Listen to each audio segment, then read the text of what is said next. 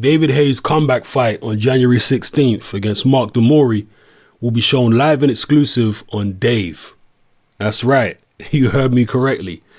It will be shown on the Freeview channel Dave. For those of you who don't know what Dave is, it's a free-to-air, I guess you could call it cable channel in the UK. Although there is a difference between cable and Freeview, but whatever. It's a free channel in the UK anyway.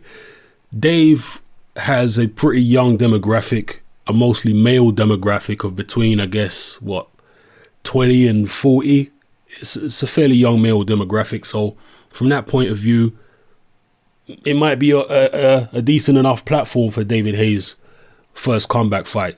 They normally show like light-hearted content, comedy, stuff like that. And I've heard some people joking about it and saying, well, that's perfect for David Haye against Mori then, because it's a joke of a fight.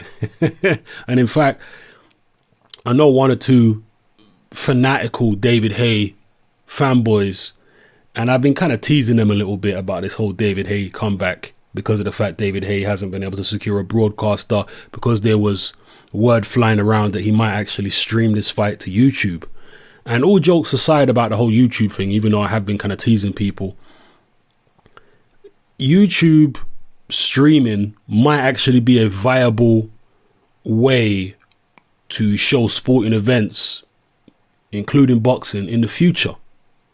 At the moment, I mean, I don't know what specific deals certain YouTube networks or certain sportsmen or certain recording artists may have with YouTube, but generally speaking, the advertising revenue on YouTube is nowhere near as good as advertising revenue on television. I mean, it's not even in the same universe.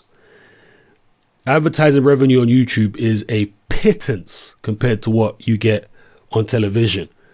And for that reason, at this particular point in time, putting big fights, streaming big fights to YouTube is not really viable, because most of the money in boxing comes from television. In case you didn't know, that's how these fighters are able to get the kind of purses that they get, because of television money. Now, with the way YouTube advertising revenue is at the moment, you're just not going to make enough money from advertising revenue to make it viable to put big fights exclusively on YouTube, unless you're going to have them as pay-per-view on YouTube, because YouTube does have a pay-per-view type service.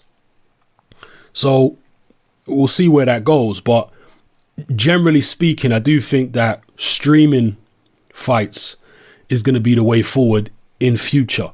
And you've already got a lot of websites out there which stream boxing, and I'm talking about legitimately. For example, Box Nation, I believe they still stream boxing to their website. Top Rank, I believe they stream some of their fights to their website.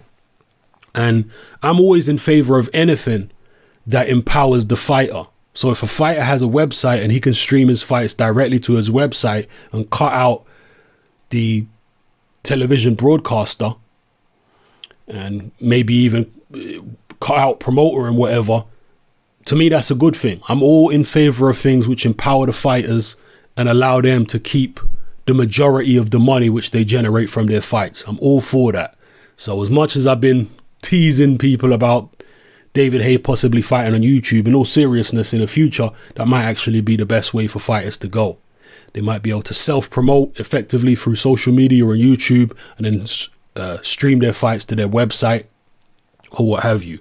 But anyway, David Haye fighting Mori on Dave. David Haye is a difficult person to get a truthful answer from. That's putting it in a very diplomatic way. He did an interview with IFL TV just today, where Coogan was asking him the pertinent questions. One of the questions he puts in was obviously about the broadcaster Dave and whatnot. And I've been saying this for a long time. The reason, in my opinion, why David Haye has taken so long to come back, because he's announced comebacks for at least the past 2 years running, which didn't materialize. And in my opinion, the reason why he didn't come back was because he couldn't get a broadcaster. And the reason he couldn't get a broadcaster is because he pulled out of 3 fights in 1 year on Sky. He pulled out of the Manuel Charr fight, and 2 Tyson Fury fights. 3 fights in 1 year. If you do that, broadcasters are going to get cold feet and they're going to turn their back on you. And that's, in my opinion, what has happened with David Haye. And I think the only way that those broadcasters were willing to work with David Haye, again, this is just speculation on my part, but I think the only way they were going to work with him is if he signed long-term deals with them. Maybe 3, 4, 5 fight deals.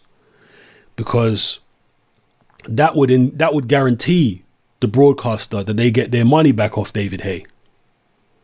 Because if you've got a certain fight deal, let's say a 5-fight deal, which only terminates once you've completed the 5 fights, then you know it's pretty much guaranteed that you're going to get at least some of your money back anyway. You might not get the whole amount back. It depends how well the fighter performs.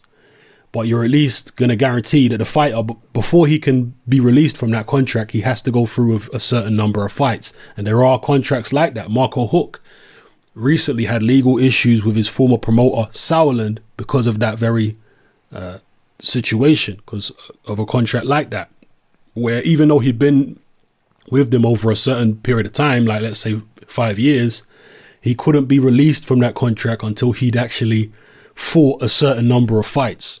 And I personally believe that's what the broadcasters were saying to David Haye. Certainly Sky and Box Nation, I think they were saying to him, look, you're going to have to sign on for a certain number of fights here, or else we're just not going to do business with you because we don't know if you're going to pull out or whatever. The last time David Haye fought, it was on Box Nation, and that was a 1-fight deal. I don't think there's any way that they would do a 1-fight deal with David Haye at this point in time. So I think that's the real reason why he's been away for this long. And of course, he's only announced this fight is going to be on Dave a week before the fight is set to take place. Now, in this interview with IFL TV, David Haye, as I said, it's very difficult to get the truth out of David Haye. What David Haye basically says, there was no reason for me to announce that the fight was going to be on Dave because it's not pay-per-view. So there was no reason for me to announce it in an extended period before the fight, So we just decided to announce it late just for the hell of it. That is complete bullshit. Right? Let me explain why that's total bullshit. David Haye, you can go to the O2 website, the O2 Arena. They've got a website. You can go look at the tickets for David Haye against Mark Mori. There's still loads of tickets left for the fight. The fight isn't even close to being sold out.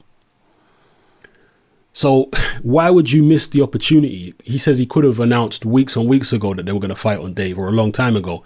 Why wouldn't you use the opportunity to promote the fight on Dave several weeks in advance to drive ticket sales for your event, to make sure that you sell out well before the event takes place? Why wouldn't you do that?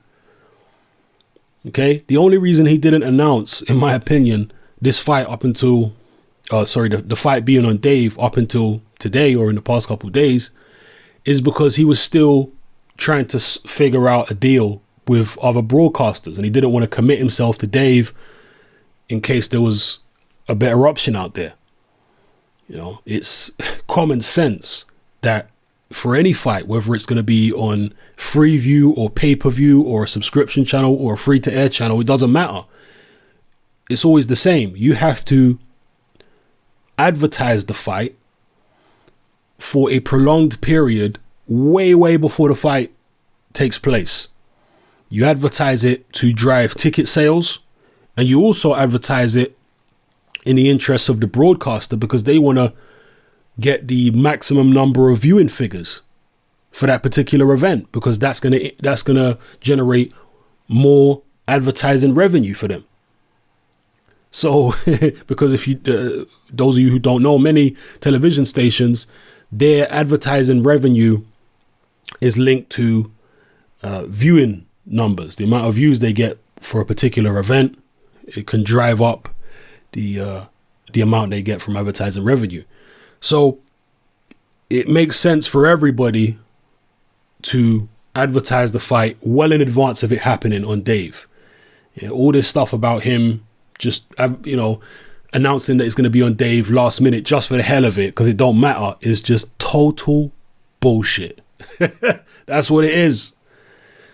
be that as it may, it is good that the fight's going to be free to air for everyone to see, that it's not behind a paywall, because a fight like this against a guy like Mark Mori, who's an unknown quantity, it's people wouldn't really want to pay for it anyway. It's good that they don't have to pay for it because they don't really know what they're getting with Mark Mori. They don't really know what they're going to get with David Haye, to be honest with you, because he's been out for so long. So we'll see.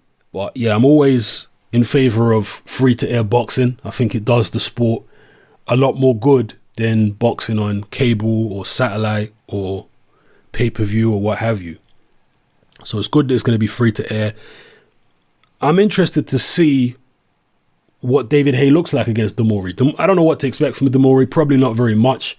He hasn't fought anyone of note. I know he's got a decent record in terms of the digits, but if you look through it, he's fought nobody.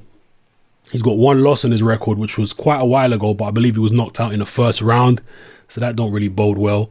But and that was against a nobody. He was knocked out in the first round against a guy you never heard of. Be that as it may, don't really know what to expect from Mori. And I'm looking to see if Haye still has the sharpness that he used to have. I'm looking to see if he still has the reflexes and the speed. And you can tell if a guy has sharpness, reflexes and speed against any opponent, really. Especially if you've watched him for long enough, you'll be able to tell, has he slowed down a little bit? Has he sped up a little bit? It's not really that dependent on what the opponent does. So we'll see, man. Let me know how you feel about this fight being on Dave, which is kind of like as I say, a comedy channel, I guess, of sorts. Me, I don't really care. I mean, Al Heyman with his PBC model, he's got boxing on all types of different channels, which don't normally show sport. So, you know, I know it's fun sometimes to wind up the fanboys, and I've been doing a little bit of that myself this week. But in all seriousness, I don't really care if it's on Dave or not. As long as the fight gets out there, it's free for people to watch, then I'm all for it. So, yeah. What do you think about this fight, people? What do you think about this situation? What do you think about the points I've raised about boxing potentially, or the future of boxing potentially being streaming, internet streaming on sites like YouTube or private, well, not private, but independent websites which are owned by the fighters themselves? Because one thing I can tell you is that even with, let's say, Google AdSense, if you've got your own website, your advertising revenue per advert on your website is much higher than it is on YouTube, because YouTube take 50% of all the ad revenue across the board from all creators. As far as I'm aware, they take 50% of everything. Whereas on if it's on your own website and you're streaming to your own website, you Google AdSense take a far smaller percentage of the ad revenue. So you as the website owner will take the vast bulk of it. So yeah, let me know what you think about everything I talked about in this video, people. It's your boy Hatman, I'm out.